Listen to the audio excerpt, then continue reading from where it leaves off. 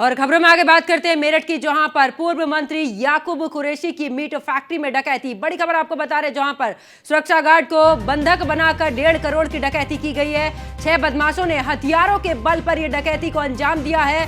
1.5 करोड़ की डकैती के बाद मचा है हड़कंप। मीट प्लांट की मशीनों के पार्ट खोल कर ले गए बदमाश। बंधक मुक्त होने पर गार्ड ने परिवार को दी है जानकारी।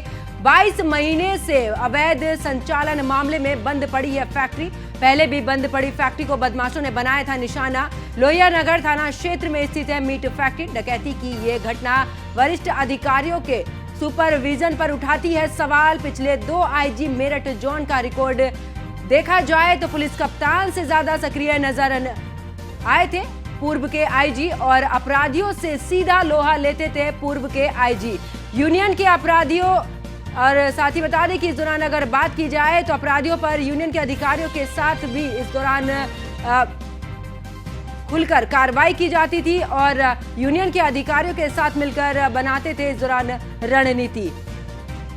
और मेरठ पोस्टिंग के बाद से ही निष्क्रिय है आईजी नचिकेता झा। बड़ी इस दौरान ये तमाम सवाल न्यूज़ 1 इंडिया पूछता है, आखिर कानून व्यवस्था संभालने से इस दौरान क्यों नाकाम साबित हो रहे हैं। हर बड़ी खबर के बाद कहां गायब हो जाती है आईजी नचिकेता झा। मेरठ पोस्टिंग के बाद से ही इस दौरान निष्क्रिय है आईजी नचिकेता झा। ये तमाम सवाल न्यूज़ 1 इंडिया पूछता है, आखिर कानून व्यवस्था संभालने में क्यों नाकाम है आईजी।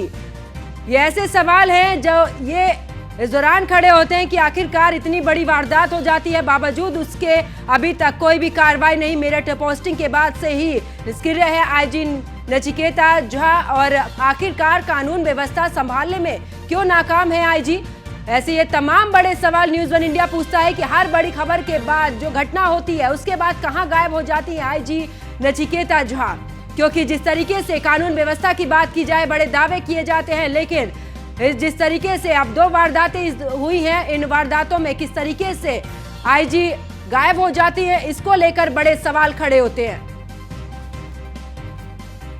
तो पूछता है न्यूज़ 1 इंडिया, जहां पर मेरठ पोस्टिंग के बाद से ही निष्क्रिय है आईजी नचिकेता झा।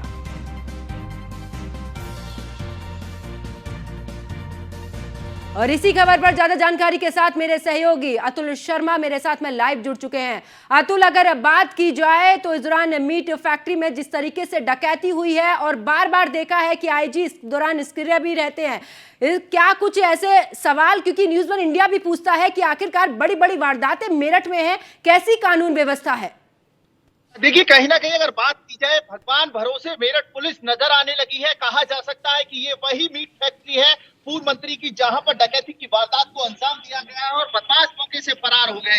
कहीं ना कहीं अगर बात की जाए, मेरठ के अंदर एक नहीं बल्कि ऐसी कई घटना सामने आ चुकी है जिसमें आईजी साहब ऑफिस के बाहर, दफ्तर के बाहर नजर नहीं आते। कहा जा सकता है जिस तरह से बड़ी से बड़ी घटना मेरठ में होती है और उसके बाद पूर्व के आईजीओ की बात की जाए कि कोई भी अगर घटना होती थी तुरंत पहुंच करके मौके पर पहुंच करके मुआयना करते थे, जांच करते थे, कप्तान से पहले सक्रिय नजर आते थे। लेकिन अब फिलहाल की बात की जाए, जब से आईजी नचिकेता झा का मेरठ में पोस्टिंग हुआ है, कहा जा सकता है कि कहीं ना कहीं लगातार घटनाएं, अपराध का ग्राफ बढ़ता जा रहा है। उत्तर प्रदेश के मुख्यमंत्री की बात की जाए, एक तरफ बात करते हुए नजर आते हैं कि जो अपराधी है उन पर सख्ती से कार्रवाई की जाए, लेकिन मेरठ के अंदर डकैती की वारदात को अंजाम दिया जाता है। सुरक्षा कर्मियों को बंधक बना करके डकैती की वारदात की जाती है और उसके बाद हथियार पोश बदमाश फरार हो जाते हैं। कहीं ना कहीं पहली घटना नहीं है। तकरीबन अगर बात की जाए, याकूब परिवार ने पहले भी पुलिस से गुहार लगाई थी।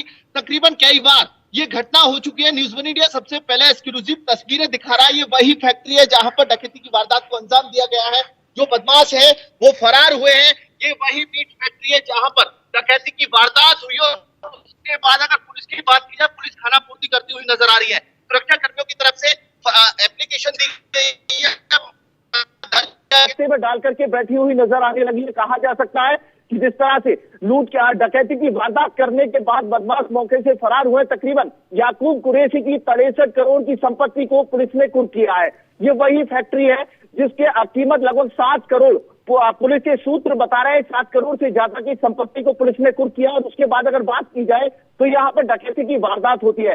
कहीं ना कहीं खाकी पर सवाल खड़ा होता है कि जिस तरह से मेरठ के अंदर पुलिस की कस्टडी, पुलिस के देख रेख में यहाँ पर डकैती की इतनी बड़ी वारदात हो जाती है। पुलिस कहीं ना कहीं आंखों पर हाथ रखे और कानों पर रुई लगा करके बैठी हुई नजर आती है। कहा जा सकता है कि जिस तरह से यहाँ पर डकैती की वारदात हुई है उसके बाद पुलिस की कोई सक्रियता नजर नहीं आ रही है।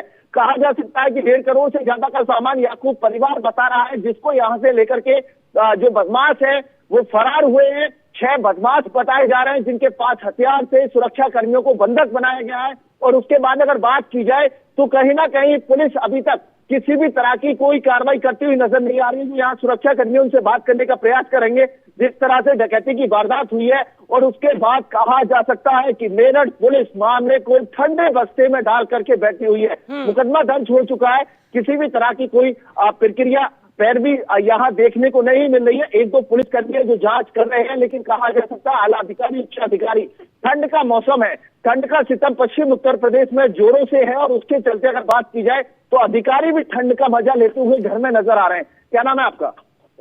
ये जो डकैती की वारदात हुई है, पुलिस कितनी सक्रिय नजर आ रही है? क्या कोई जांच वाच करने पुलिस पहुंची है अभी तक? पहुंची अभी? क्या कार्रवाई हो रही है, कुछ पता है उसके बारे में? अंदर देखने के लिए गए, अंदर देखने के लिए गए जहां पर डकैती की वारदात हुई है। आपका क्या नाम है? मैं तो यहाँ पर कौन थे जिस वक्त डकैती की वारदात होती है? जो सुरक्षा कर्मी है उनके बंधक बनाया जाता है उनको? बिल्कुल अतुल, क्योंकि बड़े सवाल खड़े होते हैं कि आखिरकार कानून व्यवस्था संभालने में क्यों नाकाम है आईजी, क्योंकि ये ऐसे बड़े सवाल हैं कि आखिरकार बंधक बनाकर डकैती की जाती, बावजूद उसके सिर्फ और सिर्फ पुलिस की तरफ से खानापूर्ति की जा रही है।